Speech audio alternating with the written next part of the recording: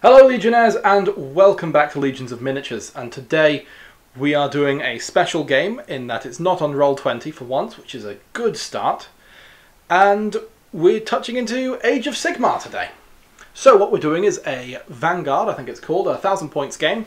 We're doing it on a smaller 4x4 table instead of the normal 6x4, and so we shrunk things down a bit. The battle plan we are playing today is the Shifting Objectives battle plan from the 2020 General's Handbook.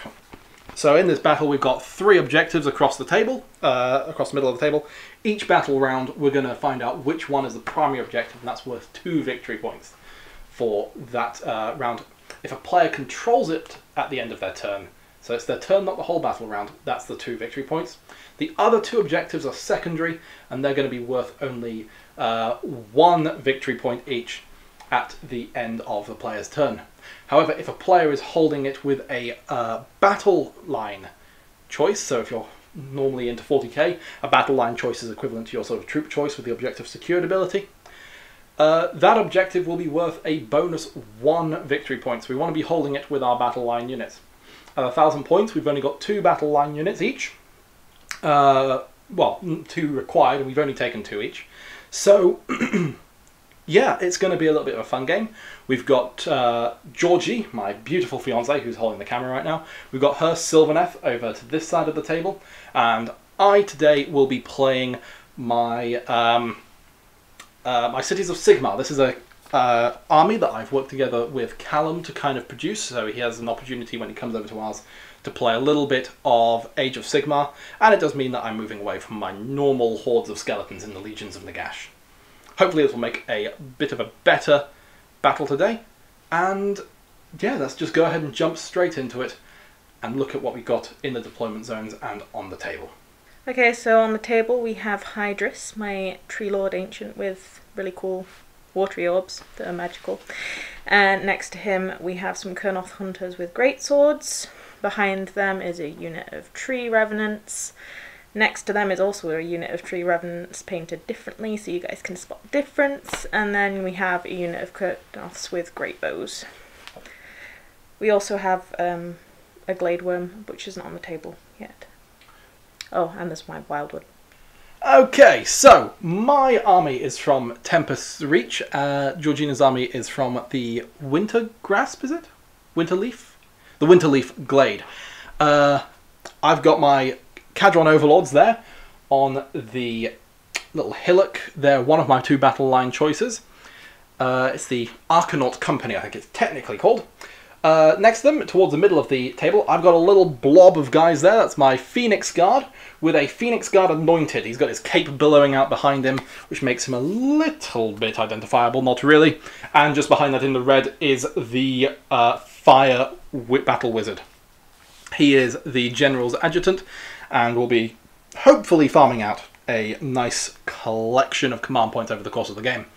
Then if we look to the building, we've got my Flame Spire Phoenix, keeping with that nice sort of blue, yellow, red colour scheme that runs throughout this whole army.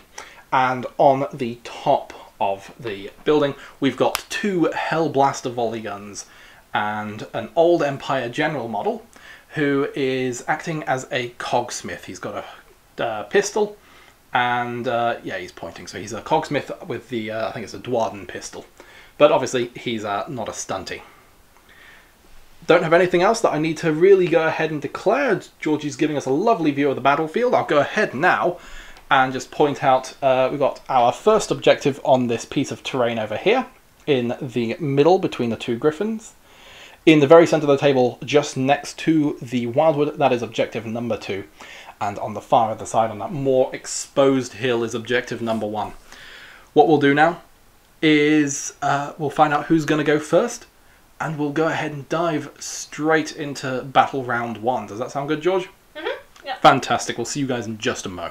Before I go ahead and forget any further, I do have this lovely Burning Head also in my army. This means that both of our forces are sitting at a lovely 990 points out of 1000. So this will be a balanced game, I hope. And here comes the roll-off for first turn. 6 for me and 5 for Georgie. I will go ahead and take first turn on the first battle round, and but before we do that, we did need to work out who is taking the objective, or which objective it is, the primary objective, so that might change who I think is going to take the first turn. So Georgie, I'm going to go ahead and roll that. That is a 1. That is the most exposed objective on the far other side of the battlefield. You know, I am still going to go ahead and I'm still going to take first turn with this one. So we'll join all of you guys right back after I've taken my movement phase. Obviously, as Tempest Eye, my city gets a little bit of extra bonus stuff on the first turn, and especially with regards to movement. So let's see. We're called the Outriders of the Realm, so I get 1 to my run rolls. And let me see. There's also plus 3 inches to the movement characteristic of friendly Tempest Eye units, and 1 to the save rolls in the first battle round. So we're going to get right out there. It occurs to me, and I should probably tell you guys what my Warlord trading stuff is. So I'll go ahead. My Warlord is the Phoenix Guard Anointed. He will go ahead and let's see. He will take the Aether Guard Captain ability. That's add 1 to the charge rolls for friendly Tempest Eye units within 12 inches of him. That'll be quite useful for getting to where I need to be. And let me see, we've got a treasure that we can go ahead and give him. Do I double down and just give it a reroll? It's either that or extra. Yes, no, what we'll do is we'll give the Cogsmith, who is back with my Hellblaster volley guns, he'll get the Seer Stone Amulet, which will, on a 4+ at the start of every battle round, give me an extra command point, so we'll try and really be rolling in those. And what we'll do with the Battle Wizard, for his spell, we'll go ahead and let him have the Aura of Glory, which has a casting value of 7, and allows me to add 1 to the attack's characteristic of melee weapons used by friendly Tempest Eye units while they're wholly within 12 inches of the caster. So you have a nice bubble of +1 attack each turn, which is pretty nice, I think, isn't it? Do you want to go ahead and tell them what you're taking through Winterleaf? Mm-hmm. So I've chosen the Winterleaf growth. For those who aren't familiar with that, that means I get an ability called Winter's Bite. So all of my 6s to hit explode, so I get 2 hits instead of 1. I then have the command ability Branch Blizzard. I get to pick 1 enemy unit within 12 inches of my Winterleaf hero and roll a number of dice equal to the number of models, and for each 6 that's a mortal wound. My command trait is my heart is ice. I roll a dice for each time a wound is inflicted to my general and not negated. On a 5+, I do a mortal wound to the person attacking me. And then for my artifact of power, I have a frozen kernel. So once per battle, I can make another pile-in move basically with one of my units. So that's going to be fun. Van Halesdan's Macabre in a Artifact of Power. I love that. That sounds fun. It's going to be fun, yeah. I'm not looking forward to it, but it's going to be fun. And then for my spell, I'm taking Virtuous Harmony. So I can return a slain model to a unit. If it's my Tree Revenants, so my battle line stuff, I can return D3. Ah, fantastic. Okay, so we're going to be risking... Healing. Yeah, getting up those dead Kurnoth Hunters and Tree Revenants. That's going to make things a little bit tricky. I've got a nice and tanky army with the Phoenix Guard. They're tossing mortal wounds away wherever it comes, or just wounds that they've taken away. Yeah, that's not super fun. Fair enough. Well, we'll go ahead and jump straight into the first battle round. So, actually, what we do need to remember is Hero Phase exists. That's a lovely thing now. And we should know better because Command Phase has obviously come over to Warhammer 40k, so this is something we should know a little bit more about. First thing I need to do is I gain 1 command point, just because it is my hero, my command phase. Next thing up, my general's adjutant is nearby, so on a 4-up, we're going to go ahead and try and grab another one. So that is a 5, as we can see there. So it's going to be another command point. And then I've got my amulet on my my cogsmith. That is going to be another 4-up for another command point. Hopefully, not any luck from there, but that is still 2 command points to play with on the very first turn. Let's go ahead then and take a quick gander at the spells that I can go ahead and cast. My battle wizard, 1 spell per turn. I've got Fireball, which I can lob across the battlefield, but I'm afraid it's a bit out of range. So what I am going to go for is the Burning Head. Burning Head is a lovely little ability, and with it being an endless spell, Cities of Sigmar battle wizards are able to manifest them much more effectively than normal. So I'm going to go ahead and try and cast this. It's going to need a 7 to go off, but then Georgie will get an opportunity to dispel it. So I'll just roll over here. That is a failure on a meager 5. Unfortunately, unlike 40k, I can't use my command points to go ahead and try and re-roll. I can do a couple of little things with them, but nothing quite so awesome here. So we'll take those off there. And with that is going to go into the movement phase. We are going to go ahead and run with the Anointed, the Phoenix Guard, and my Battle Wizard. So we've got +1 to our run rolls, thanks to being the Tempest Eye. So Anointed is going to go an extra 6 inches. He's going to go 15 inches this first turn. So he's just going to get him right on up there. The Phoenix Guard going... Ooh, that's not as good. That's only 11.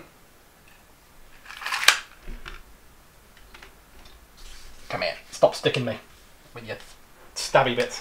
And the Battle Wizard. Let's see how he can do. Oh, good grief. I think he's a smidge slower, being only human, so he's probably going to go as far as the other guy, but we'll just put him at the bottom of the hill there.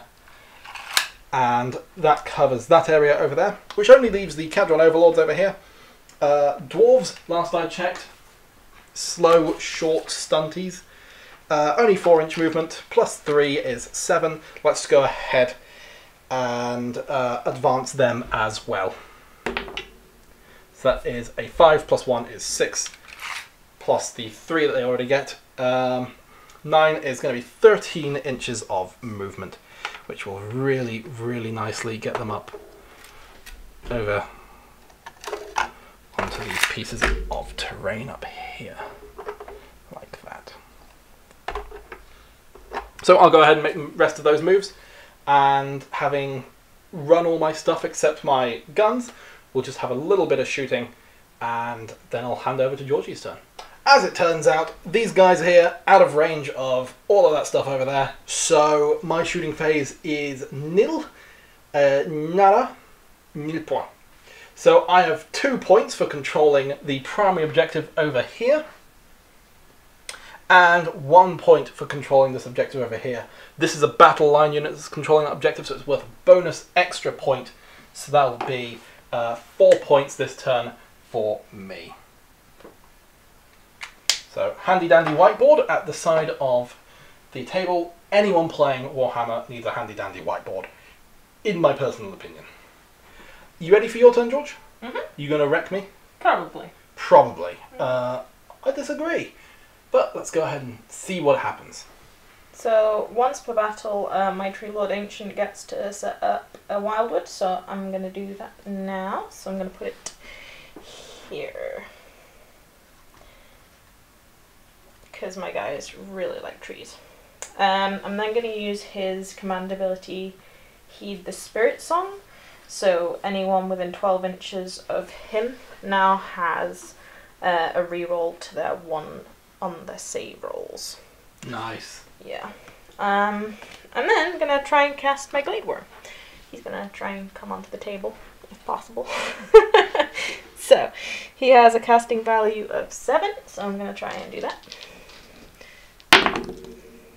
It goes off on an 8, so Right. Lander now has a chance to dispel it if he wants to.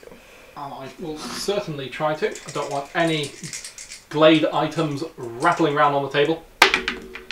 And that is a 7. She got an 8. So Glade Worm goes ahead as planned. Where are you putting down the Glade Worm?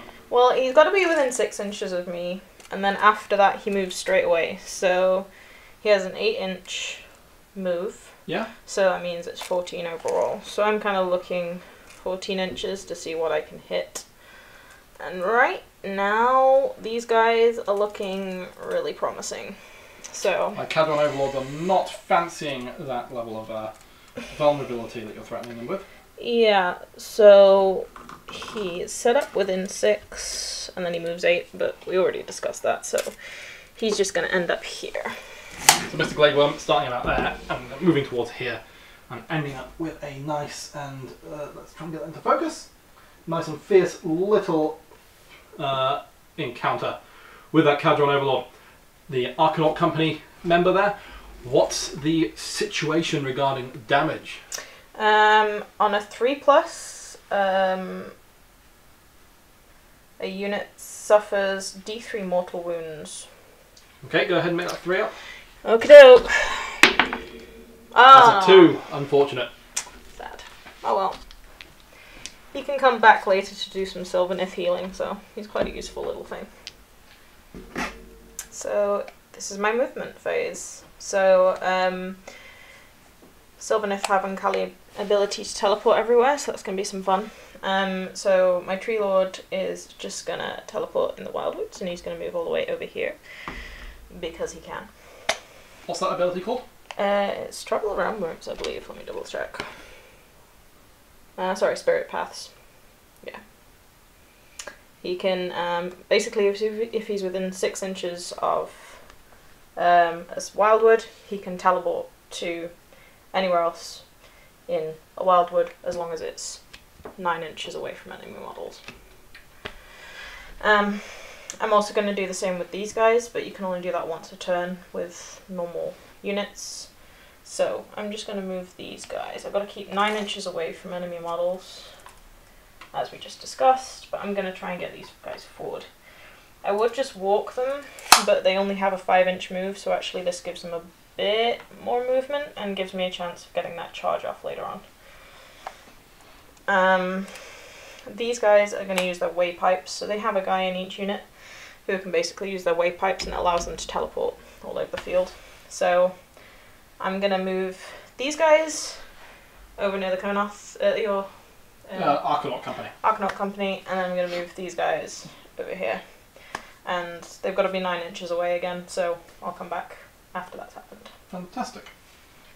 So as you can see, Lander having his units all spread out has meant that I've had to compromise a bit with where I moved. So actually, I've ended up here next to my Tree Lord Ancient with the travelling, and then way over here. Just to get that 9-inch move, 9-inch distance away from enemy models. It's causing problems at the moment. But yeah, everybody is lined up. A lot of them are in trees, which is always good when you're Sylvaneth. So with my shooting, I've got my Colonel Hunters with great bows, and they're going to shoot the Phoenix. And then I've got my Tree Lord Ancient, who's going to go for those guns at the back because they're big and scary, and I want rid of them. So I'll come back to you after I've done that. Okay, so my Kernoth Hunters with great bows, I have 2 attacks each, 4+, and then 3+, but I have my Huntsmaster, which is the leader of that group, and he has +1 to hit. So for him, it's 3+, only 1, and then 3+ again. Nah, he gets nothing. So first up, we have my Kernoth Hunters on the Phoenix. So they have 2 attacks each, 4+ to hit and 3+ to wound. But I have my Huntsmaster in there, so he's the leader, and he has +1 to hit. So I'm actually going to go with him first. So he has 3+. Ooh, both hit. And 3+ again. 1 wound. Do the rest of the group, and then Lander can roll his saves. Sounds good. So these guys now have, there's 2 other guys, so there's 4+. 3 of them. 3 of them's pretty good. And then wounds are 3s. So, overall, that is 3 saves at rend -1. 3 saves at rend -1. Let's just quickly take a look at my Phoenix. He has definitely got a 4+ save normally. He's not being ridden by an anointed. So that means we are only looking at a normal 4+ save. Rend -1 puts that up to 5 ups. 1 save is stopped. That puts my Phoenix on 10 wounds remaining. Not quite, the D3 damage each. D3 damage each. Yikes. Yeah. Okay. So I'm going to roll those. So that's 3 1 damage. and another 2, so 3. 9 wounds remaining then.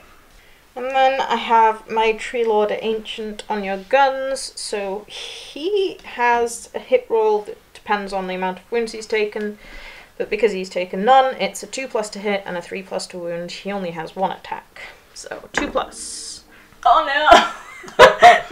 That is a little bit unfortunate, but nothing goes off there. I have to say I'm a little bit happy without that. The volley guns have a fantastic shooting profile that I can't wait to pay back to that Tree Lord Ancient for trying to go ahead and shoot me.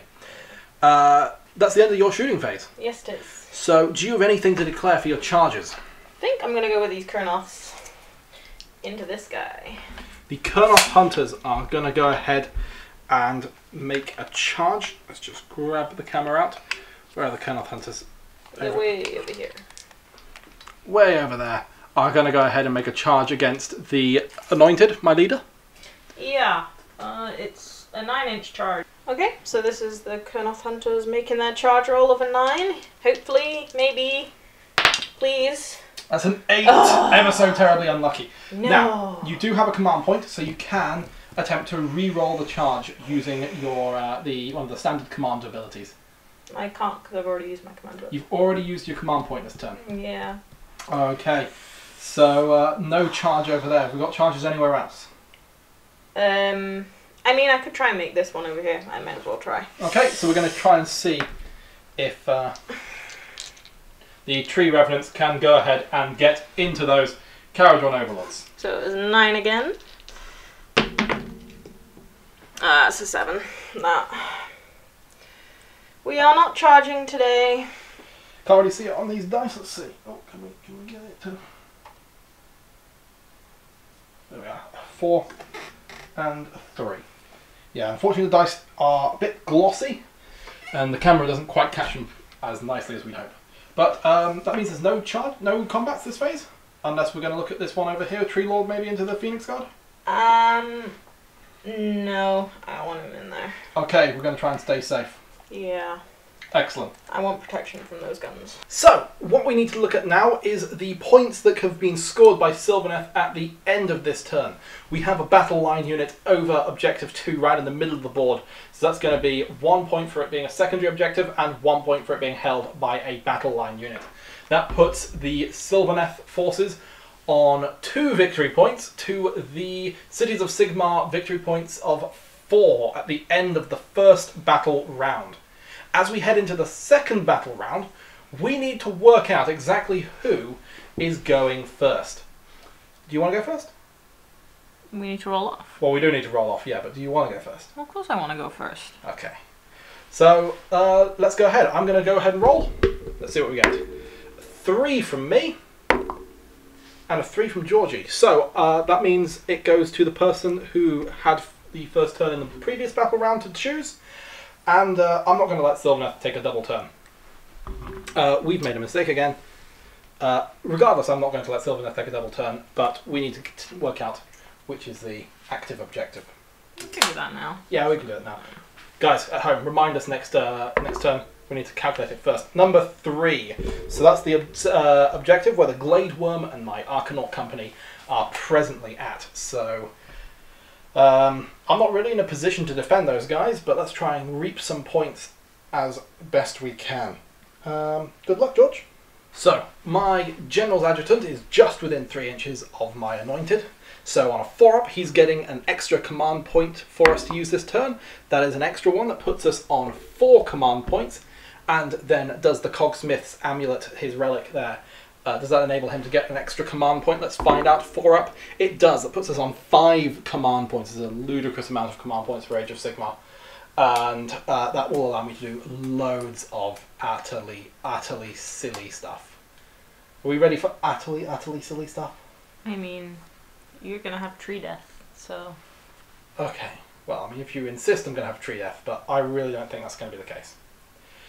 So, I'm going to get off and start with my Battle Wizard going ahead and casting the Burning Head again. So we're looking for that 7 that I was hoping for last time. And no, he can't do any spell casting this turn, or this game so far, really. After that, I think that really concludes my hero phase. So we'll get the camera off of the dice tray and start looking at what moves where. So, in the second battle round, I no longer have that +1 to my saving throws and +3 inches to my movement characteristics. So this whole army has slowed down a fair bit. But let's take a quick glance at my plans for the movement phase. So I'm going to go ahead and bring these Arcanaut Company around so that they are facing down these Tree Revenants while still having a guy or two straggling back to hold the objective. This way I can just open some fire onto those Tree Revenants, and I don't think there's much I can do to really avoid receiving a charge from the Tree Lord Ancient next turn, which will kill those guys, hands down, no questions asked. The only way we might stop that is by bringing the Phoenix Guard and the Anointed in to take a quick look at what's going on over there. So we might go ahead and do that. The Phoenix is going to stay where it is. It's holding an objective, and I should probably move the marker dice over to here to show which objective is being active this turn. And we've got a couple more new targets to take a look at in our shooting phase. So we're going to go ahead and explore some of those this turn. All in all, I'm expecting an exciting turn, so let's dive into it. We're being a little bit forgetful today, aren't we, George? Mm-hmm. So what have we forgotten? Glade Worm. So, if the player goes second in a battle round, they get to move the first of the Predatory Endless spells. So the Glade Worm is one of these Predatory Endless spells. It needs to go ahead and make a move. So you just want it to go ahead and hop over the top there. How many inches does it move? 8 inches. 8 inches, like that. Yeah. Hopping straight over the top. And on a 3-up, we're going to go and see a whole bunch of those nasty mortal wounds. Well, that is a 3-up, so let's go ahead and see how many mortal wounds come about. Nope. Just the one. Just the one mortal wound. And I'm just going to use that to go ahead and pluck this dude from the low ground right down here. Might as well do their movement now. So it's just going to be a case of they're moving 4 inches each, so he'll hop around there like that a little bit. We'll get this guy coming right over here. He's got his Aethematic Volley gun. There's a lot more shots, so I want that to be able to shoot into these fiends over here. Let's move him across there like that, and across here like that. Across there like that. Just going to bring these guys around a little bit and just get them all into positions, and just need to check one little thing here. Let's make sure we got coherency by just squeezing them in together like that. Fantastic. This ends the movement phase, so we've got all of this stuff has moved up over here to just try and confront this area, tackle this objective. Phoenix staying true on objective numero uno. You know, I'm obviously a man of many languages. Got my cannons over here, who is going to sit there and do some shooting this turn. Cogsmith is going to help them out a little bit. And yeah, Arcanaut Company is going to open fire. So what we'll do is take a quick pause, get everything ready, and dive into a whole metric chuffload of shooting. Are you ready to start off with my Kharadron Overlords? No, but yeah. Well, my Arcanaut Company are going to go ahead and they are armed with Privateer pistols. One of them does have a Sky Pike, so he doesn't have a pistol, and one of them has an Aethematic Volley gun, so he also doesn't have a pistol.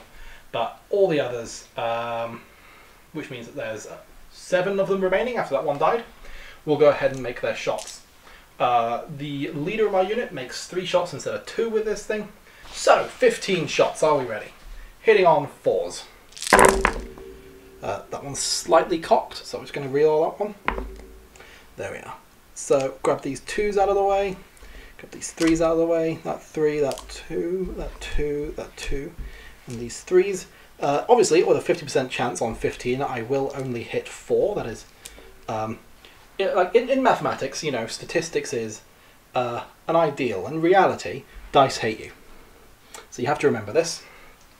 For my wound roll, it is looking at a 4+ to wound, which brings in 3 successful wounds right there.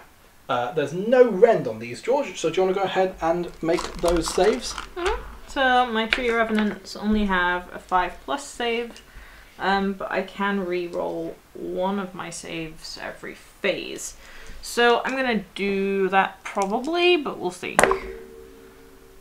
I'm going to take the 4 and re-roll it.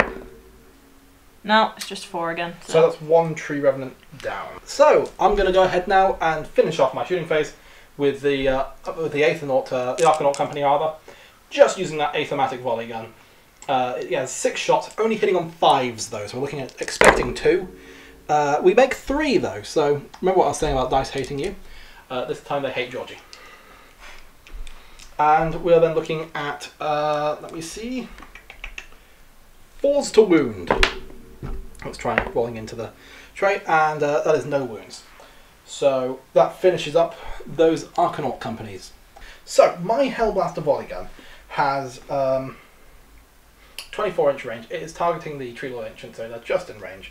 Not quite point blank for the extra +1 to the hit rolls, but we can handle that.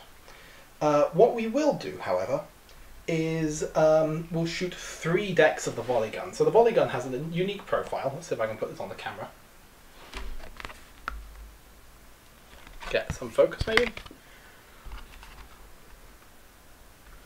No, we can't do that there. Okay. What we'll do is, I'll just read it out to you. Basically, I can choose to fire 1 deck, 2 decks, or 3 decks. And depending on the number of decks I fire, I get a different number of random shots.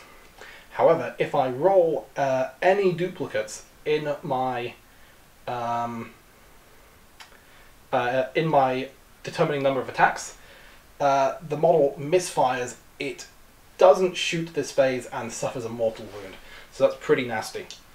I'm going to go with all 3 though, because with the with the Ironworld Arsenal Engineer, aka my Cogsmith right there, I can re-roll any of the dice for determining the attack's characteristic.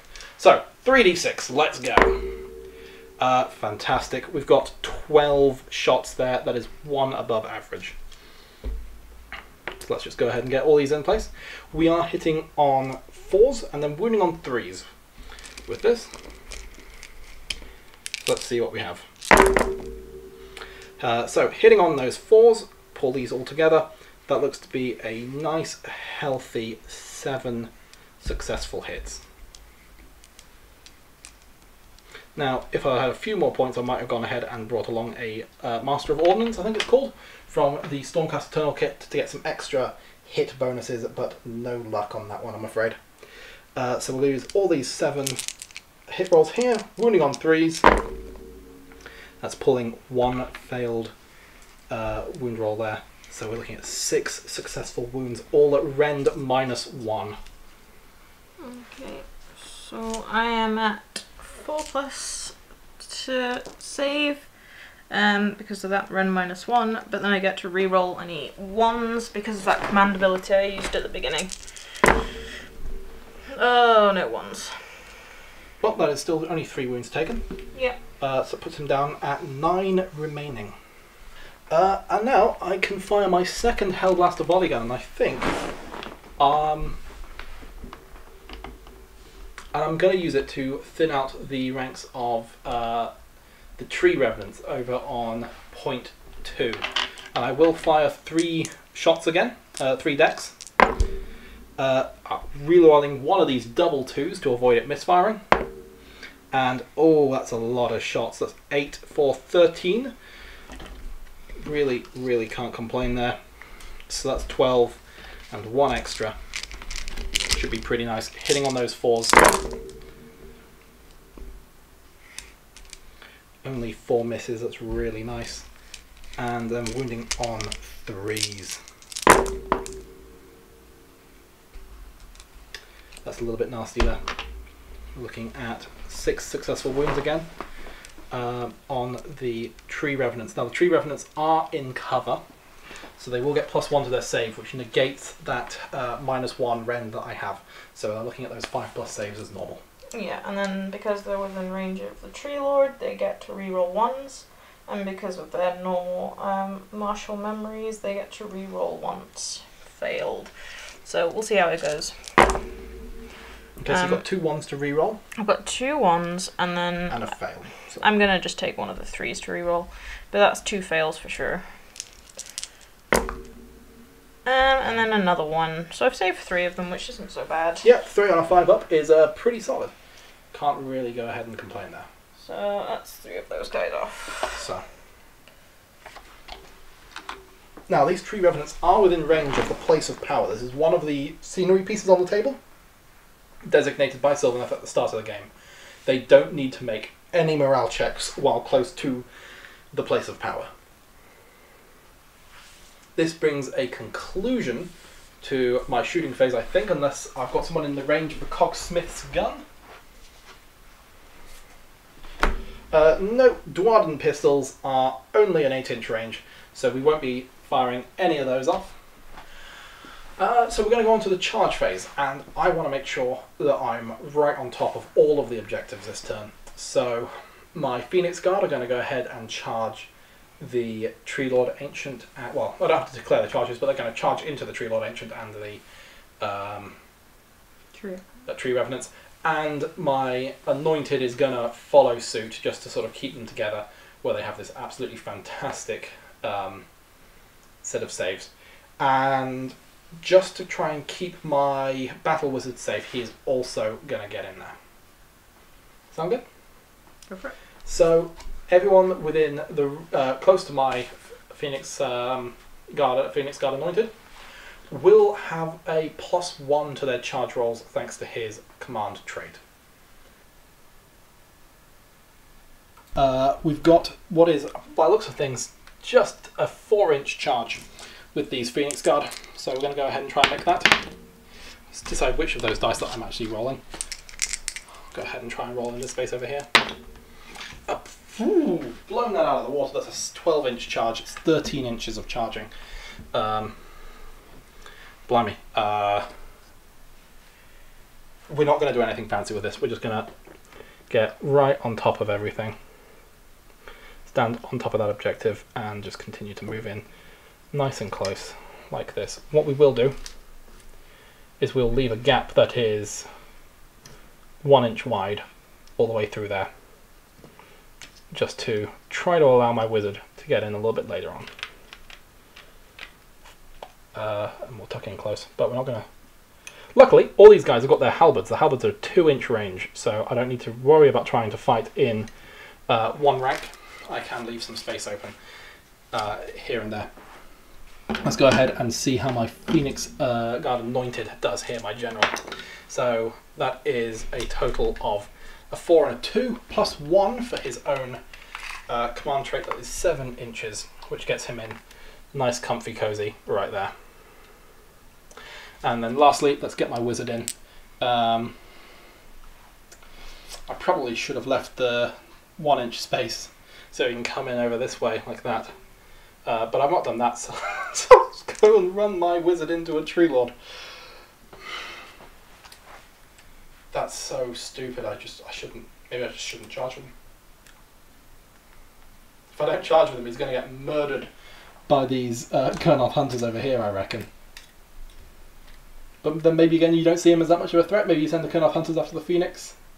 I mean, they are good at murder. They are exceptional at murder. Yeah. But what do you want to murder more, my Phoenix or my wizard who's so far not cast a spell this game? Yeah, but wizards cause problems and you can dispel my stuff. Yeah. We're gonna get in there. Let's go. That is 7 + 1 is 8 inches. This probably won't be enough. Let's see, 8 inches. Inches 7. Yeah, but +1. Ah. I'm going to use a command ability to re-roll that charge, which gets 8 again. So puts me down to 4, but my wizard is out in the open, just waiting to be utterly nastily murdered by those there Kurnoth hunters. Joy. Well, I mean, that moves us onto the fight phase, nicely enough, combat phase. So, start the combat phase. I do have one more command ability to use. My anointed has Captain of the Phoenix Guard. And the fluff for this is, marked by the greatness of their deity, the commanders of the Phoenix Guard can inspire their warriors to acts of greatness. This basically just lets my hero, my anointed, give all Phoenix Temple units within range of him reroll to wound rolls. Unfortunately, you've forgotten about Ground Shaking Stomp. I have forgotten about well, I haven't forgotten about Ground Shaking Stomp, it just happens out of sequence. So, Ground Shaking Stomp happens next. Do you want to tell us a little bit about Ground Shaking Stomp, George? Yeah, Hang on. So, my Tree Lord Ancient has a thing called Ground Shaking Stomp. So, before any sort of combat happens, he rolls a dice on a 4+. So, he rolls for each unit, and on the 4+, that unit has to fight at the end of the combat phase. So, it means that all of my guys get to attack first, which is really handy. So, we'll just see how that goes. So, we're going against your main unit. Well, the only one's in range. Because he's... Oh, yeah, they're over there. Okay, it's just those guys. We'll see how it goes. It's a 1. So, not this turn, guys. Maybe next turn. Getting a smidgen of bad luck with the rolls for Sylvaneth this turn. We're going to start by... So, unlike 40k, charging doesn't mean that you're guaranteed to go first. Regardless of what happens, charge or not, it starts with I select a unit to attack, and then Georgie selects a unit to attack. So I'm going to go ahead, and I'm going to trust that my Phoenix Guard Anointed is really solid. He's, he's got a 4+ save naturally. He then ignores wounds taken on a 4+, and he's next to his bodyguard Retune of those Phoenix Guards, so he'll get an additional attempt to try and block those wounds. Like, he is not taking damage, full stop. So I need to make sure I'm getting the maximum effectiveness from those Phoenix Guard. So we'll go ahead and make attacks with those guys first. He's going to pile in his 3 inches into that gap that we left. And we'll head back to the dice tray. Okay, so, of the Phoenix Guard, they've got 2 attacks each. 2 of them are going to go ahead and strike at the Tree Revenants, because they're not quite in range of that Tree Lord Ancient. So 2 attacks against Tree Revenants, they're going to be hitting on 3s. So I've got 1 that's cocked right there. Okay, so that's going to be 3 successful hits. Then we've got 3 again. We'll use those. We have those re-rolling failed wound rolls thanks to the Phoenix Guard, thanks to the Captain of the Phoenix Guard. So that's going to be 3 successful wounds at rend -1, which blocks that cover that you have. So go ahead and take those 5-ups. You get your 1 reroll. Mm-hmm. So unfortunately that is going to be 3 more of those guys slain.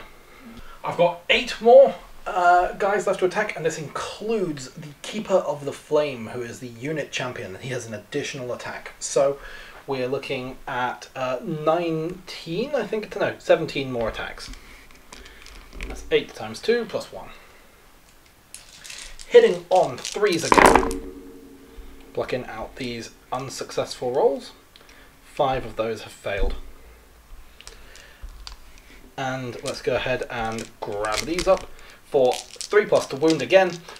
These are re-rolling the fails, and a rend -1 on the Tree Lord Ancient. None failed. That is pretty brutal. So that's 4, 8, and 10 saving throws to be made on the Tree Lord Ancient at a 4+, is it? Yeah. 4-ups. Okay, so I think that's going to be those 3, and this one here is just cocked. So do you want to go ahead and roll that one again? Sure. It's fantastic. So we're looking at 4 more wounds taken, putting that Tree Lord Ancient down to only 5 remaining. We now hand over to Georgie to make her decision on what she wishes to attack with now. You can attack my Tree Revenants, so I'm going to attack with my Tree Revenants first. Do you want to go ahead and pile them in? Yeah, they have a 6-inch pile in, so... they're all going to be in range. They're all going to be in range once they're piled in. 10 overall. We have 4+, 3+, and it's rent -1, so we'll see how it goes. 4+, and then 3 pluses. So I've got 4 there. And these are all going on my Anointed? Yeah. Okay, so my Anointed, he's got, first of all, his 4+ save. Rent -1. So it's a 5+ save. Okay, so that's none of those made. Then he is witness to... well then, next, he's got a 4-up save as his bodyguard try to take the harm for him. So 3 of them go through onto the Phoenix Guard, who then are close to the captain, so they have Witness to Destiny, which gives them a 4+ attempt to try and block those wounds. This is on the Phoenix Guard. Okay, so 2 of those wounds are stopped. So 1 Phoenix Guard dies as he takes a hit for the Anointed, and then the Anointed himself has Witness to Destiny on that 4-up. So he also takes a wound. So it's 1 wound onto the Anointed, 1 wound onto the Phoenix Guard. That's bullshit. Yeah, my attacks back with the Anointed is just going to be 4 attacks, plain and simple. He is Phoenix Guard himself, and he is Captain of the Phoenix Guard, so he will have those rerolls to wound. So 4 attacks, hitting on 3s. There's 2 misses, unfortunately. These are going on to the Tree Revenants. They can't go on to anything else. And 3s to wound. That is 2 successful wounds at rend -1. Both of which are saved, so that's bullshit if you ask me. Which means it's on to the Tree Lord Ancient, Hydrus, with the lovely waterworks on the base. Guys at home are probably wondering how you did the waterworks on the base. Will we get you sat down for a video at some point to show that? If there's enough interest, sure. If there's enough interest. Okay guys, so here's what you got to do. You got to like the video, you've got to subscribe it, you got to show it to your mates, and you got to leave a comment down below that says you want to see the base. Don't just like a comment that says you want to see a base, throw in a new one yourself. It all helps the algorithm and getting us more visibility, which just encourages us to make more of this content. I completely forgot about my Winterleaf during my Tree Revenant stuff. So Winterleaves, they should be getting exploding 6s. Yeah, okay. So I'm going to remember that from now on. I'm just not doing very well today with remembering things. So I'm going to do Hydrus's Impaling Talon first. So this can be scary if I get a 6. I mean, in fairness, like, when it comes down to remembering things, you have a much harder job than I do. So that hits, and the wounds is, because he's taken wounds, he's taken... From 5, so it's like 3 up. Yeah, so he's got 3, which he makes. That first one wasn't a 6, was it? No, it's a 5. Yeah, sad face. Unless it was, in which case leave a comment down below. Anyway, it's 1 damage, it's rend -2 though. Rend -2 on the Phoenix Guard, so we're going to be looking at a 6-up save. That's made. They are quite happy with that.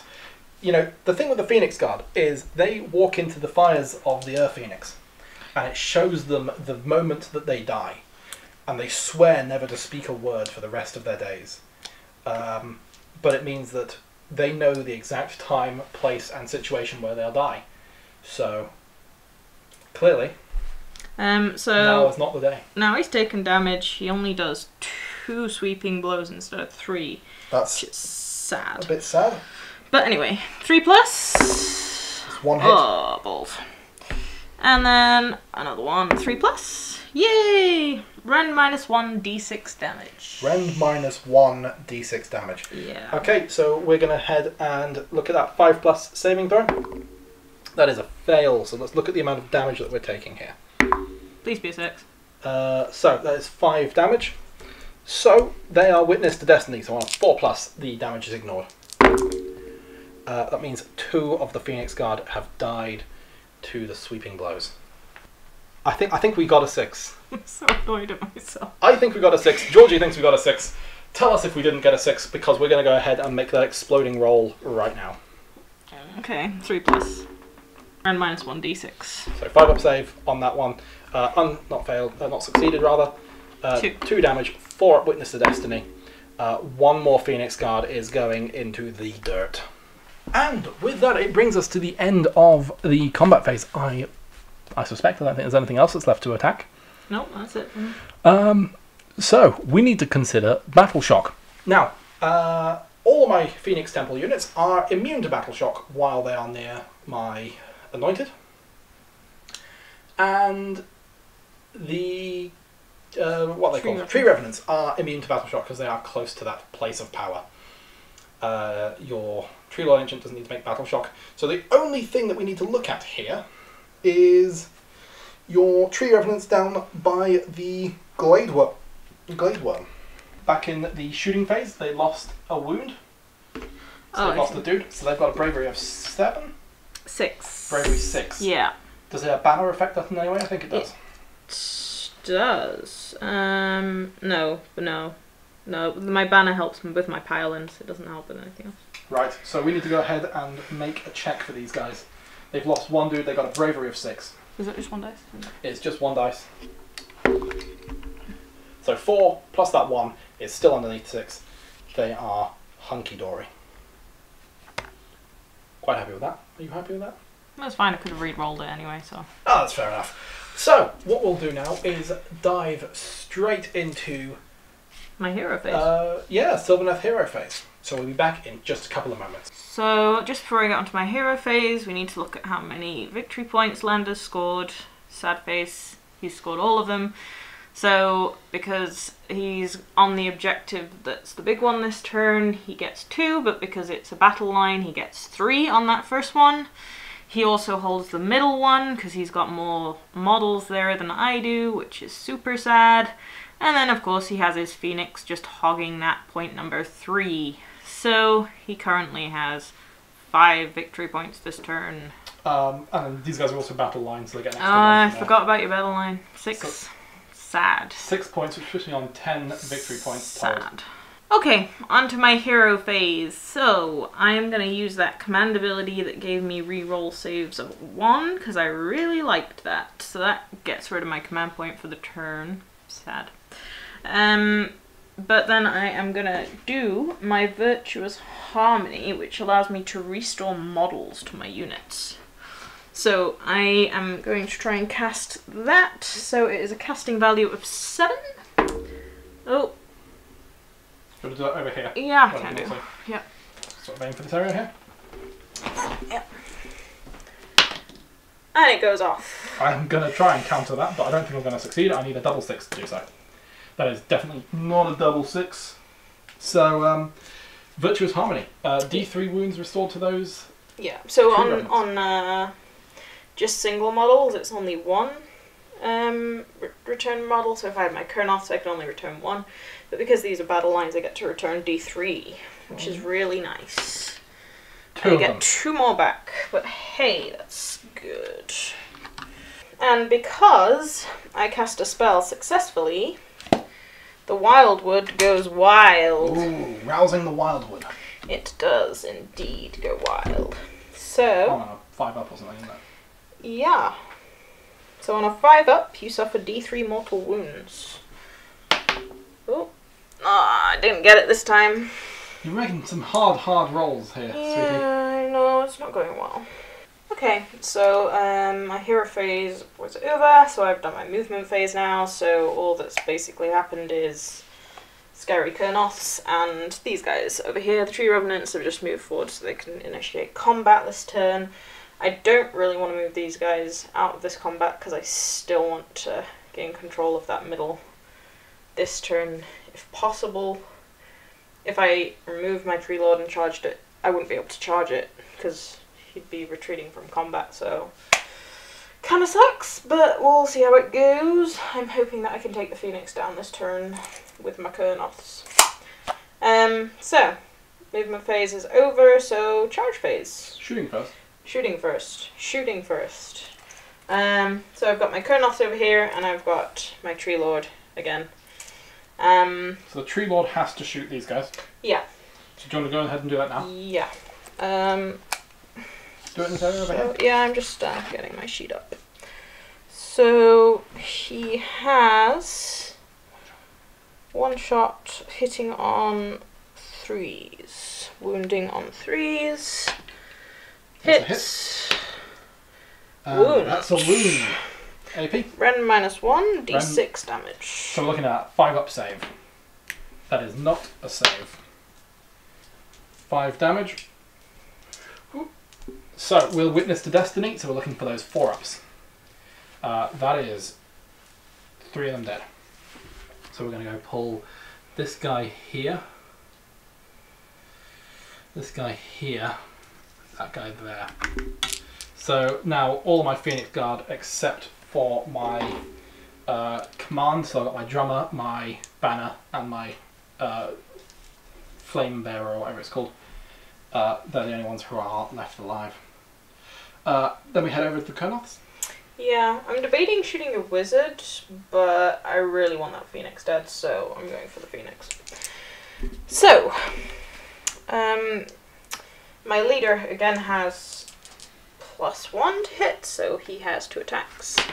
3+ to hit, he gets 1, and then 3+ to wound. Ah, this guy, he cannot shoot.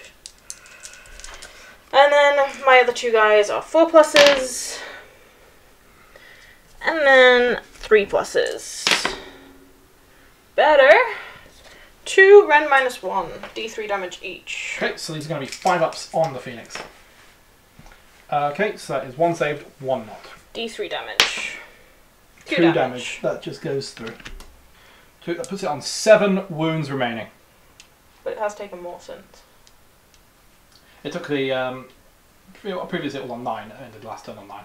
Okay. From your previous shooting. Okay, so that's the end of my shooting, and now Charge it's phase. onto my charge phase, which is what I want, because I like my charge phase. What we're looking at in the charges. Well, I've got my Kurnoths over here, Okay. charging into Phoenix, and I've got these guys over here, charging into your guys. So I'm going to start with my Kurnoths, because I really, really, really, really, really want that charge to happen. Okay, 4 inch. I'm hoping this happens. For fuck's sake. Take a reroll. Take a reroll. There's no sense having a shit game. 6 inches. Okay, they're going to get in.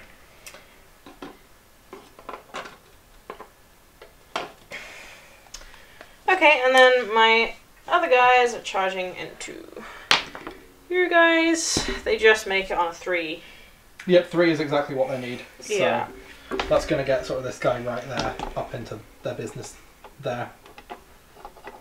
We'll come back after we've sorted it all out. Yeah, we're just going to move them up. What we're going to do is we're just going to make use of the fact they've got 1 inch range on their weapons, and the horizontal distance on those stairs is 1 inch by design. So if someone stood at the very top and someone stood at the very bottom, they can attack up that, even though this isn't really playable space because of how steep it is. But it's going to be fine.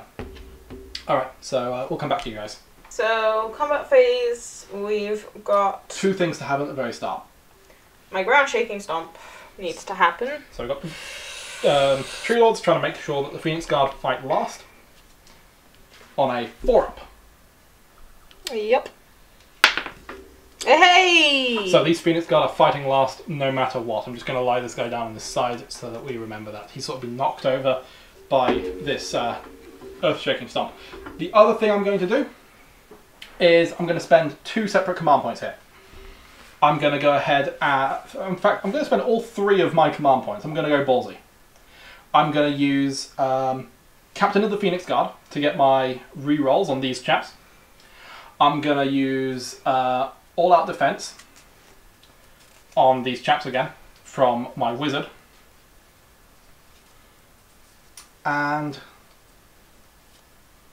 I don't think there's anything that stops me from using multiple command abilities from the same character a turn. But I will just check that. And if there's nothing, we won't come back to it, but if there's nothing, he'll also use all-out attack on himself to get reroll 1s to hit. Okay. So we'll just do a check of that when it comes to it. Who's going now? So, I'm actually gonna start with my tree revenants over here because they're less tanky than my Kurnoths. Okay, so we've got a nice 6-inch pile-in to make. I really want to make that, yeah. So, and then after that, you'll have your choice. Yep, and I'll probably go to the Phoenix. Okay. Which will probably bring you to the tree revenants, me to my Yeah. anointed. So let's go to the dice tray and make these rolls. Okay, so the tree revenants have done their 6-inch pile-in. So actually they are in contention for the hot point at the moment if they can kill enough. Luckily they've all in range now because of that 6-inch pile-in. So that is 20 attacks, which is very nice. And it'll be 4+ and 3+ as before, so here we go. Ooh, that was quite a good roll. I think that's all of them. How many 6s were there? Fuck.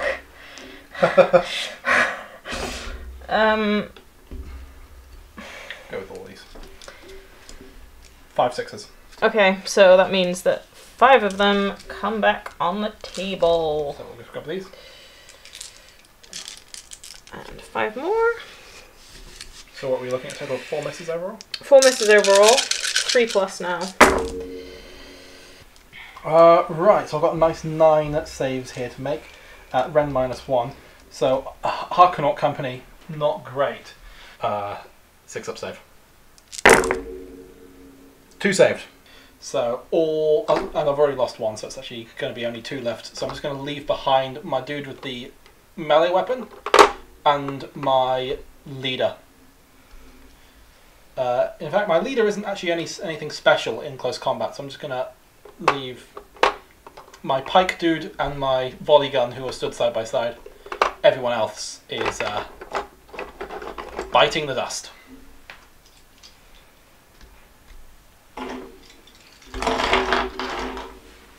So now it's your attacks on me. Yeah, I'm going to go with the Phoenix because it's just it's under threat from those Kurnoth hunters.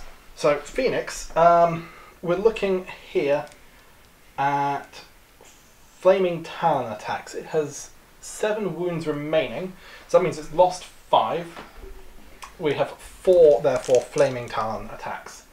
Hitting on 4s, that's 3 misses, and wounding on 3s. There is, however, a wound at Rend -1 on those Kurnoth hunters, so that'll be a 5 up from you, please.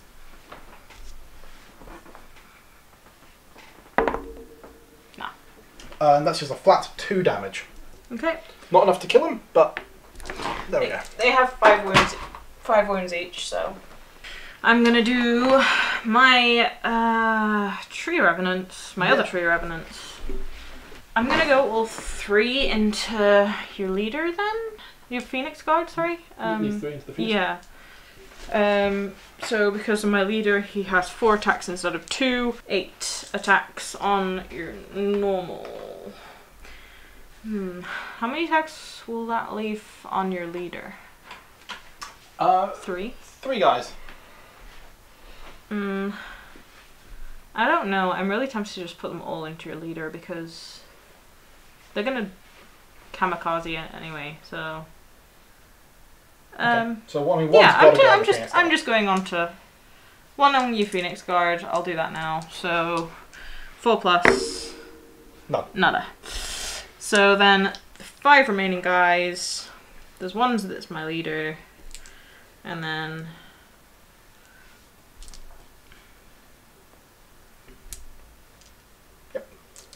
Okay, so this is into your leader, so 4+. 1 6. So pair those 2 off. Yeah. And then the others, just those. I'm actually going to re-roll one of them. Yeah, go for it. Because I can do that. There's 1 anyway. That sucks. Okay, so this one is just one of the explosions. So there we go. And then 3+. Yeah, we've got 3 of those have failed, but that means we've got 5 successes into my leader. So, Ren -1 means a 5+ save. 2 of them saved. Then 4 up to put them onto the Phoenix Guard. 1 goes onto the Phoenix Guard. Phoenix Guard is witness to destiny. He is not. That is one of the Phoenix Guards dead. And then my leader is witness to destiny. No, he takes 2 wounds. So that leaves your leader on 1 wound remaining? 2 wounds remaining. 2 wounds. Where you go next? Okay, so the only thing that's really still a threat are the Phoenix Guard from the Tree Lord Ancient. So I'm actually just going to toss them both into the Tree Lord Ancient. So that's going to be 5. They can't. They're attacking last. They are attacking last, aren't they? Yeah. Let's see what the Cadron Overlords have got in store with those cutters of theirs. Okay. So Skypike gets 2 attacks, hitting on 4s. 1 hit, 1 miss. And winning on 4. That's a wound at Rem -1 on the Tree Revenant, so a 6-up save from them. Is 2 damage. Oh, Pluck these 2 guys off the back there. Yeah, please. And then I've got 1 chap with a Arcanaut Cutter. That's just 1 attack, hitting on 4, winning on 4. And that is, so I'm punching the microphone there. No AP, no rend, so that is saved quite happily. And now it's all my attacks left and then your guys, right? no, I've still got my anointed to go. You still got your anointed to go. Okay, so... So you've got choice of Kurnoth Hunters or the Tree Lord Ancient. Well, I just kind of want to do my Kurnoths because I really enjoy my Kurnoths. So the Kurnoth Hunters will be attacking the Phoenix with their great swords. Honestly, I suspect this will be the end for the Phoenix, but we'll see if it can be reborn from the ashes. So the thing you've got to consider about Kurnoths with great swords is that on a 6 on their wound rolls, they inflict a mortal wound. So I've just got to remember my 6s, guys. It's not been a very good night for that, but I'll try and remember. So we have 3 of them with 4 attacks each. So we're looking at 12 attacks, and they are hitting on 3s and wounding on 3s. So, hitting on 3s. Oops, that one went out the tray. That was a 5. 3 6s, so that's 3 more dice in the tray. So that's actually 2 more than I started out with. 3 mortal wounds? No, in my wound roll. Right. Yeah. So that's 2 mortal wounds immediately. Okay, so that's 5 wounds remaining. And then the rest of them. Rend minus? Rend -1, and they're 2 damage each. Ouch! That is not a nice set of stats that I want to hear. So, I'm going to go ahead and really hope for some of these 5-ups to come through. 2 damage each. I cannot, if I don't make 3 of these 5-ups, it's dead. So, I'm going to guarantee that it's dead, but let's go ahead and see. Do the dice love me? Praise Tzeentch. I was going to say blood for the blood god, but he won't help me here. Well, that's a nice few 6s, but that is an unacceptable number of dice there. It's twice as many damage as I could feasibly take. You know, I don't know how this works. How does it work now that the Phoenix is dead? It dies. Phoenix reborn! In the fires of battle, the Phoenix is born anew. The first time this model is slain, before removing it from the battlefield, roll a dice. On a 1, 2, and 3, this model is slain. On a 4 to 6, it is not slain. All wounds allocated to it are healed, and any wounds that are currently remaining to be allocated to it are negated. The Phoenix is reborn, rising from the ashes. Ugh. I just killed it. Okay. That's a thing I have to kill next turn. So then I'm going to move on to my Tree Lord. If I may. No, you have got your attacks. Your turn first. Yeah, so let's go ahead and make those attacks with my Anointed. He's totally able to make that all-out attack command ability on himself. So we're looking at 4 attacks, hitting on 3s, re-rolling 1s. Well, that's a great start with those 3 2s. Wounding on 3s, re-rolling fails. That's a successful rend -1 on those tree revenants. It's a save. Surprisingly. So, now it's over to the Tree Lord Ancient. Yeah. So he's got his Impaling Talon. 3+ to hit and 3+ to wound. That is a fail to hit. So he does not use his talons, but he does have his sweeping blows left. So he's got 2 of those. Hitting on 3s and 3s again. Hoping for a 6. We've got a nice 6 there, so that means that 2 hits. And 3s. Yeah. Ooh, that's not nice. So these are on the Phoenix Guard because they have to be. Yeah. So let's go ahead. We're looking at a 5-up save on these. Both of those have failed, Okay, so these are d6 damage each. Okay, 8 damage. Can I make 7 of these? I mean, it's possible. Trying to ignore those wounds. Nah, these Phoenix Guard have seen that this is their time being whomped by a giant fist of a tree, if such a thing were possible. Those Phoenix Guard are gone. I have lost my bodyguard for my general, but I've also lost one of my strongest sort of holding units and one of my battle line. With that, guys, we are going to move on to Battle Shock, and we'll have a look at what devastation has happened on the board, shall we? So, as you can see, there's basically nothing left of Lander's unit there. And my unit's also looking a bit damaged, so we're going to have to both take Battle Shock there. Okay. I have lost 2 dudes, so I've got a bravery of 6, so it's open. So 2 + 4 is 6, so that is hunky-dory. It was close though. I've lost 7, guys. My bravery with an Arcanaut is 6, so I need that natural 1 to lose all of them. So I'm not wondering if it's like if it's like 40k where 1 means no one runs, but I think that sounds right. I think we've played that before. But we can take a quick pause and look at it if I roll a 1, but I probably won't here. That's a 3. All these Arcanauts have legged it. I would use the command ability to let them stick around, but there's no heroes nearby to give them that support, unfortunately. Okay, so in the middle, I have got my place of power, so I do not take Battle Shock there. Nothing Handy over dandy. here.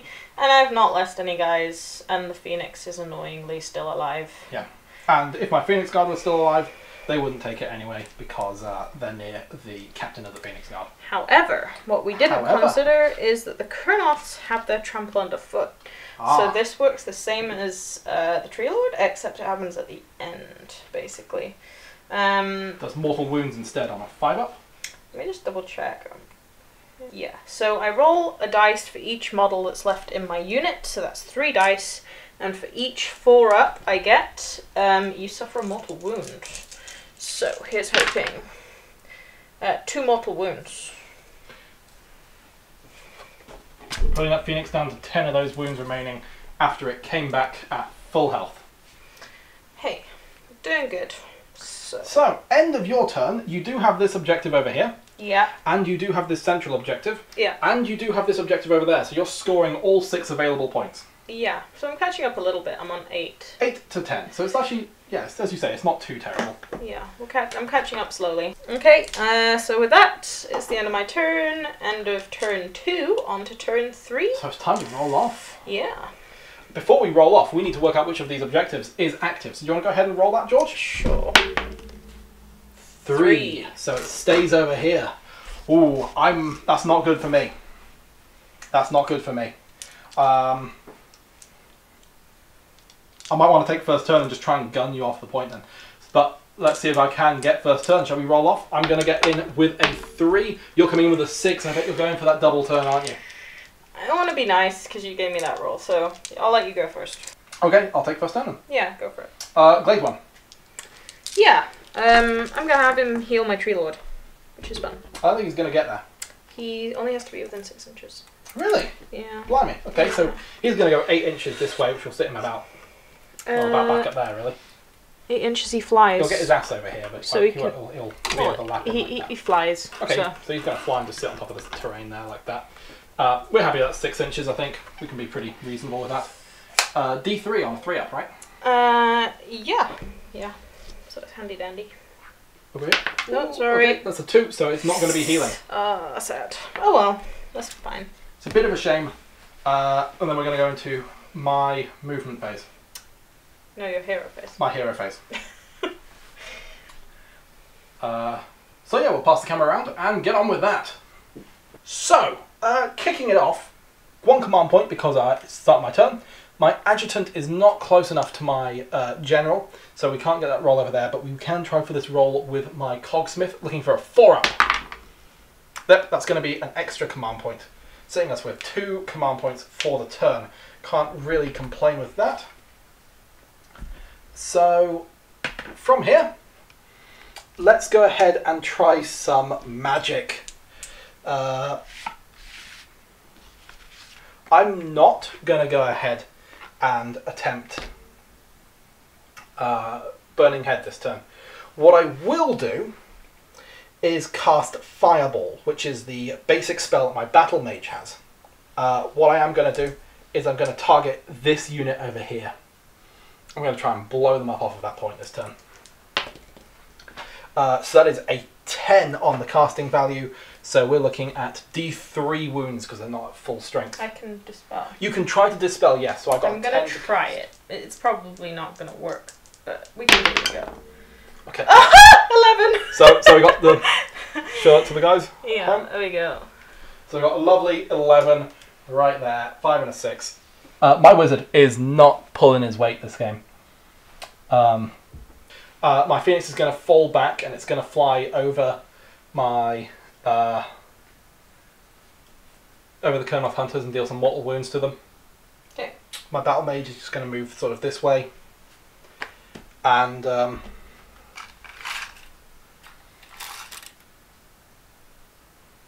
yeah, we're gonna run both of my volley guns. Okay. So let's start with those volley guns, shall we? Normally a movement of 3 inches is enough to get them onto the ground floor. I need to go a minimum of 4 inches horizontally. So starting with the first one, looking for 4. Great, he's going to get like that. So that's not enough. Second volley gun.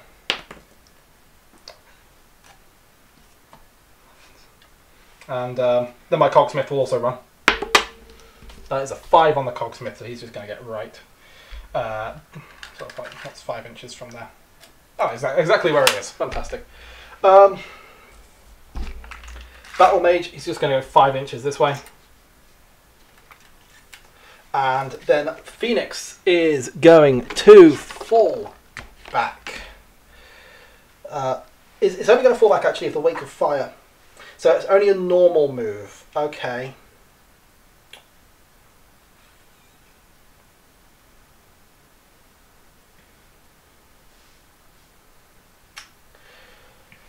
Yeah, no, he just can't stay in that combat. So he's taken 2 wounds, so he's still on his full movement of 16 inches, and he's just gonna take off this way.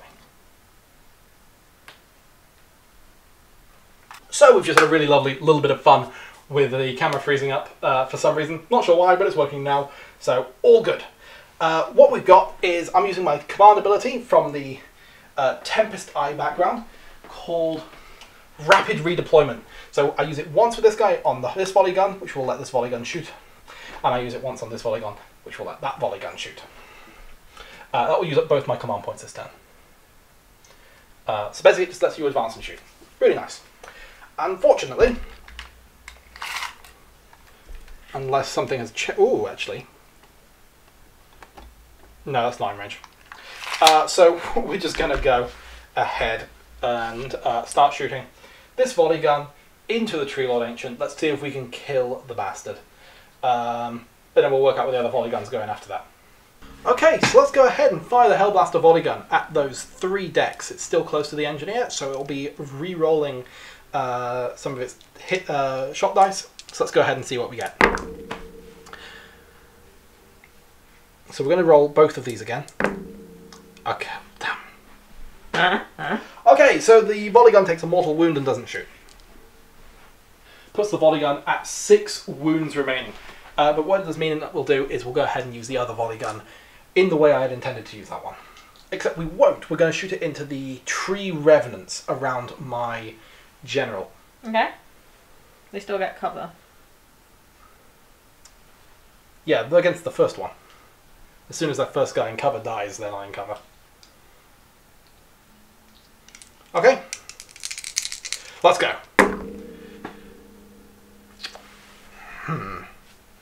33% chance if I reroll at 1 to jam, but I do want the number of shots, so I'm going to reroll it. Shouldn't have! So, both volley guns this turn have jammed. That means all of my shooting is gone. Onto the charge phase. I'm going to charge my Battle Wizard at the Tree Revenants. And he's going to make that with a 9. And that's that for the charge phase. As we can see, this is the board now. We can have these Kurnoth Hunters over at the far end there. Towards the middle, we've got the Phoenix with the Battle Mage and the Anointed right in the middle of those Tree Revenants. We've got the Sylvaneth General, the Tree Lord Ancient, the Glade Worm. Over here, we've got these Tree Revenants hiding behind the wire for the microphone. And over there, we've got the volley guns that have both just taken a mortal wound next to the Cogsmith. So, the Anointed is going first. No Captain of the Phoenix Guard this time, so it's just going to be a flat 3 up and 3 up.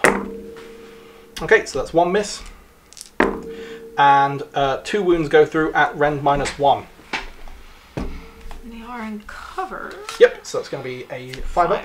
2 5 up. Well, it's 5 up on the first one, and if it's failed, then, yep, so 5 up and 5 up, they're both passed. All good.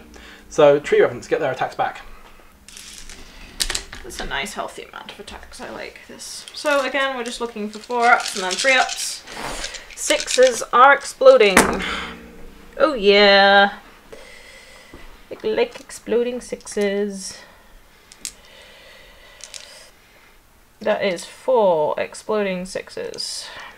And that is a fail as well. So, 1, 2, 3, 4. So that means only 3 have actually failed there. Nasty, nasty, nasty. And then 3 up. 3 ups to wound. Yeah. There we go. Okay, so we've got 5 up save for the Anointed armor. I'll take that. That's 4 go through. And then we've got the 4 up Witness to Destiny save. Now we've got 2 wounds remaining. So I have to make 3 of these.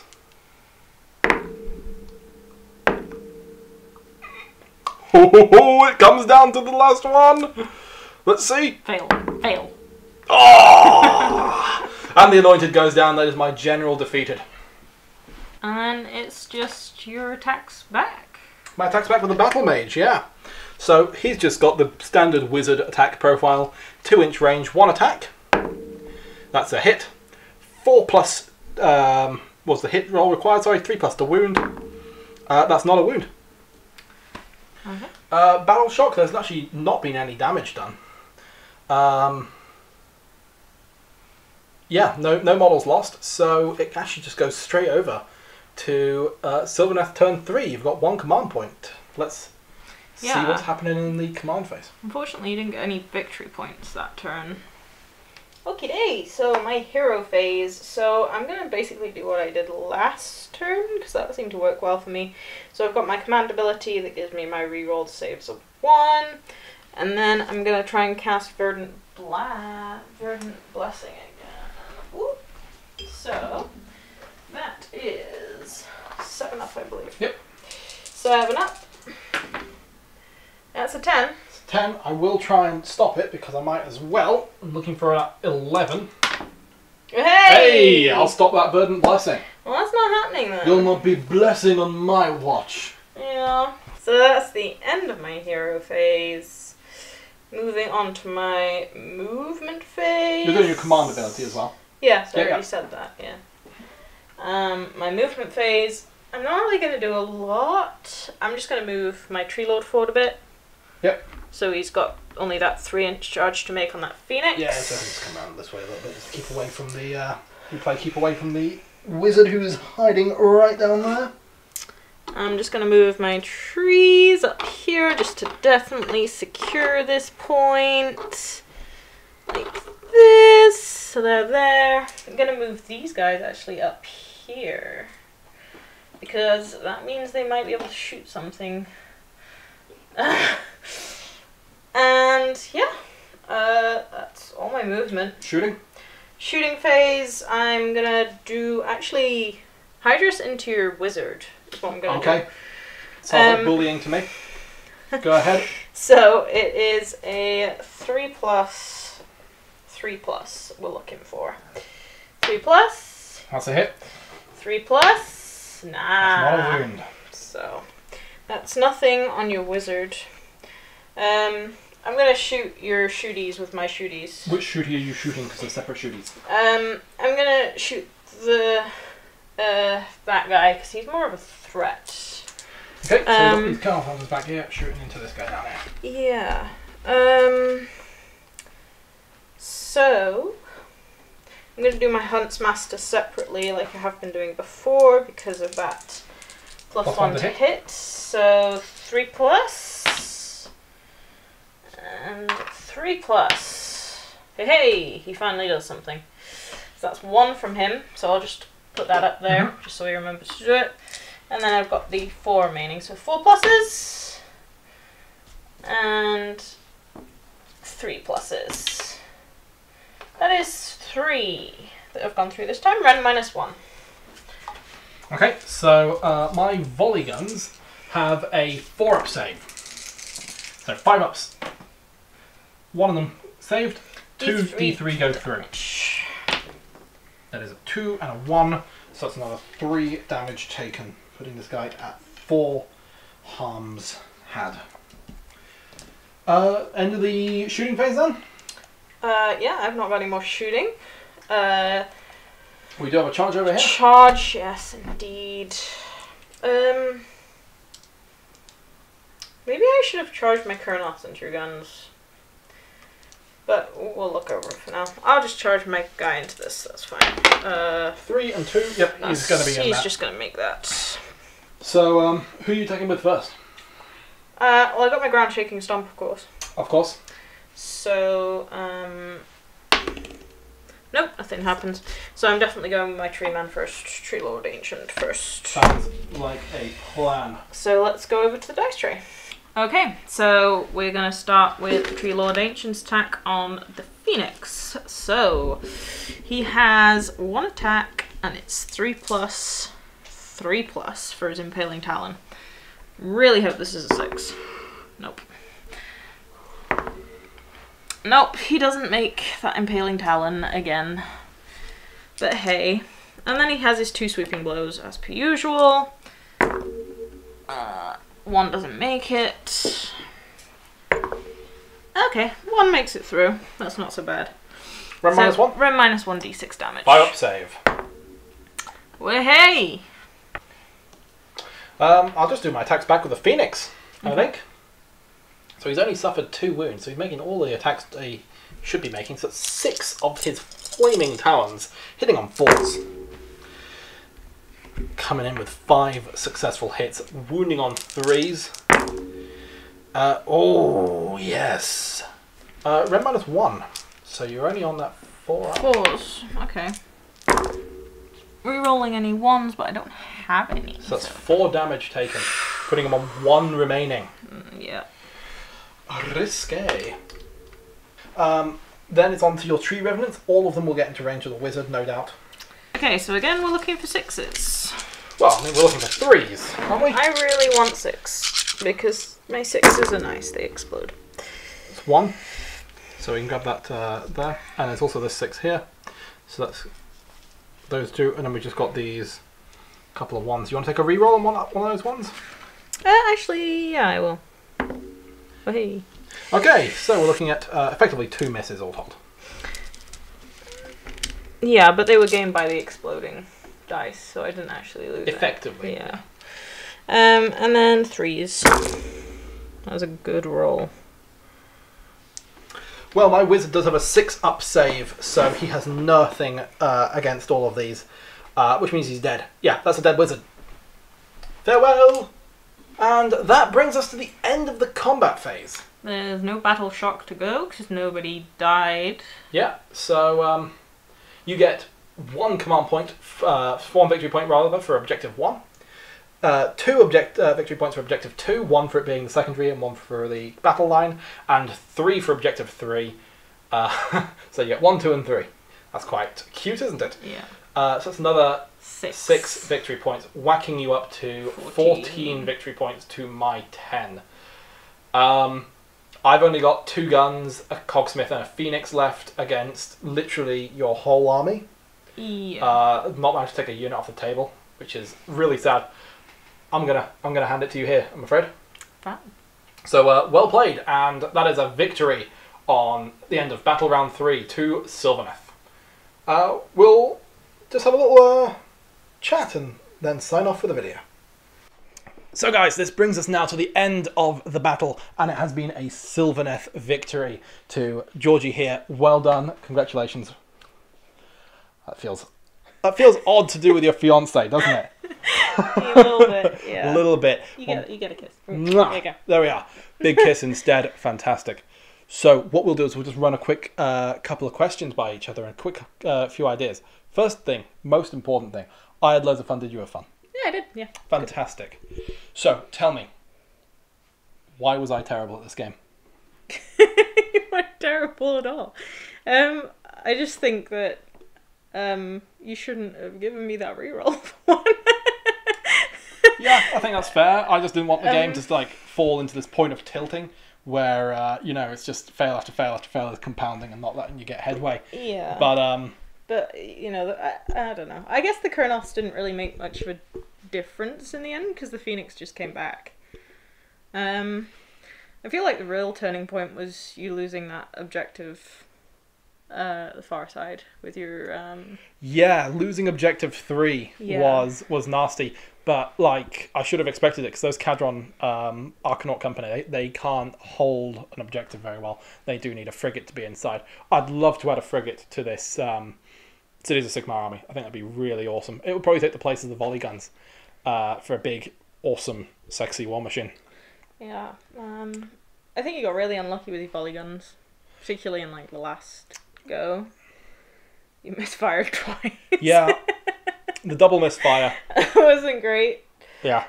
I mean, it is a significant risk. I ran the maths on it, and I think it's actually like using the 3 decks. It's still not like it's in my favor, but it's still not comfortable in my favor. Yeah. So using 2 decks is statistically the comfortable, safe way to go. Yeah. I just wanted to see how 3 decks would work here. Fair enough. And it worked well the first time round. Not so well the second time round. But I guess that's to be expected. Okay, so...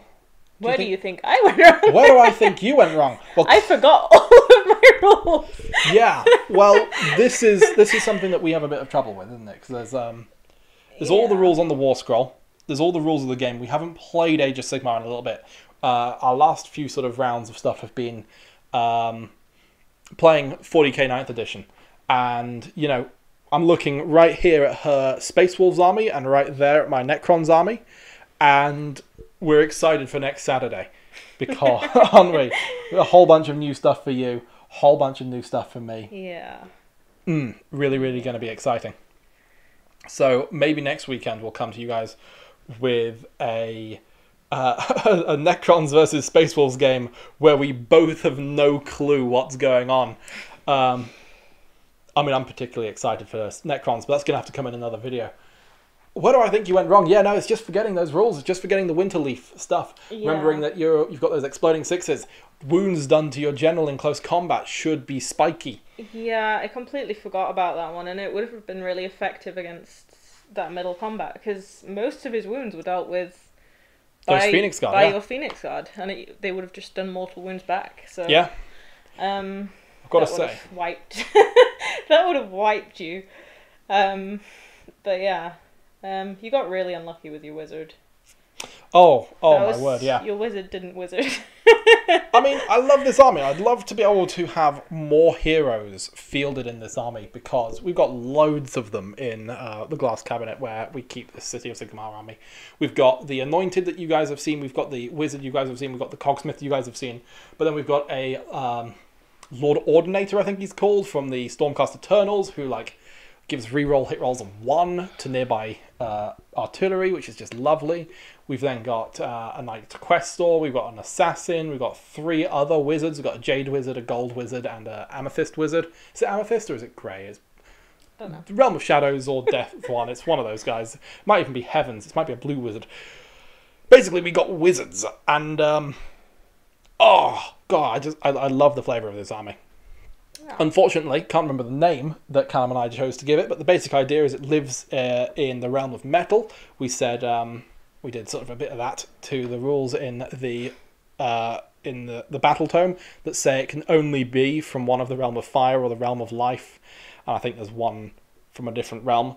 But yeah, we said we'll just make one that's from the realm of metal and it'll be cool. And so he's got this like the city's theme is all like cogs and mechanisms of time and fate, and that's why we go with the Tempest Eye one, where that first turn, you know, it's not that they've seen the armies approaching from on high, where Tempest Eye is a sort of really high up city. Yeah. It's that they've actually scried and seen the first battle round occur, so they've got that +1 to their saving throws, and they've got that extra bonus for their movement because they've set themselves up in advance with that knowledge. No. I kind of want to get Alariel on the table next time.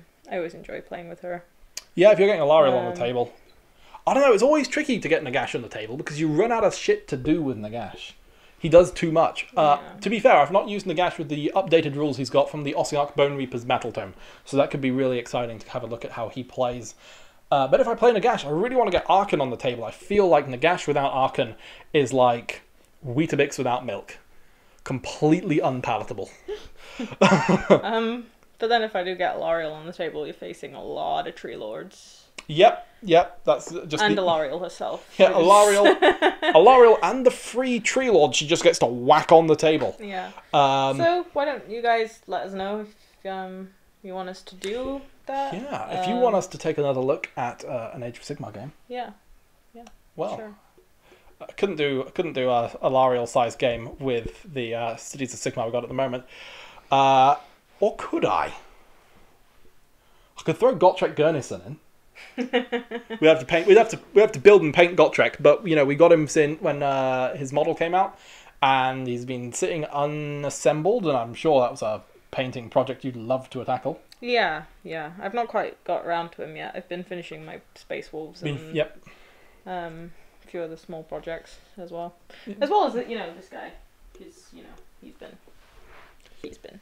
Yeah. So, are you going to be able to? Well, as we say, guys, in the video description down below, if you want to see how all these water effects were achieved, along with these floating balls, do you want to show the camera the balls close? There you go. So we've got literally floating, no strings. It's all supported by this gel, and if you want to see how to be able to construct that for your own miniature, please go ahead, leave a comment down in the description below, and I'm sure Georgie is just dying for the opportunity to put a bunch of those on Alariel's base. Not No? so much. No, I'm kind of done with her base. Okay, well maybe what would you put them on? I've got a few ideas for another Tree Lord. It wouldn't necessarily be water. It could be like magic-y base for one of my other Tree Lords. I don't know. Okay, I could always... So what you're saying is you want to just you got 1, 2, 3, 4, 5. We're going for Tree Lord number 6. No, I was at one of the old ones. Oh, you're one gonna... of them's not. A few of them are like on the old rectangular bases, and I want to update them. Back from Fantasy Battles, yeah. So, I was gonna do one of the guys. He's like, he's got magic everywhere. So I was just gonna do some like maybe multicolored floating balls instead. See how that works. I'm not really sure. But I could just show you how to do the basics of resin and how to make those balls work. Fantastic. So, if you want to see Georgie playing with some balls, go ahead and leave a comment down in the description below, and I'm going to get beat up after the camera turns off. Fantastic. So, well, I mean, we covered what mistakes you think I've made, and is there anything you're planning to add to the Sylvaneth army, though? Yours is pretty finished. No, mine's been finished for a while now. My focus is more 40k. Yep. But I enjoy painting, so anything you guys want to see painted, I can do. Yep. We can try and set up a painting tutorial video. It's a bit of a faff, but we can give it a go, I think. Maybe. I don't know, whatever. Marvellous. Well, I've got a load of stuff to finish. I've got the Indomitor's box just down there. I have just pawned off the Assault Intercessors to you to be transformed into Space Wolves. That's a lot of painting. You got a nice colour scheme for your Space Wolf successor chapter. You know, it's a sort of a nice whitey blue, which I think it's relatively easy for you to get onto the model, is it? No. No, okay, I'm talking out of my backside. No. Yeah, no, I've just got my Indomitor's box to finish, and I've got another box of Phoenix Guard to paint. We've got Gotrek Gurnison lying around somewhere. Zarek the Silent King, he is arriving next weekend, which would be lovely, and I can't wait to do an unboxing for that. So, I mean, first video in a month, and a bit of a welcome back, a bit of a hurrah, and fantastic Age of Sigmar stuff. This is it from me, guys. Please leave a like and a comment down below. Georgie would be very happy if you did that. Yep. So, until next time, guys, have a good one. Stay safe. Bye, guys.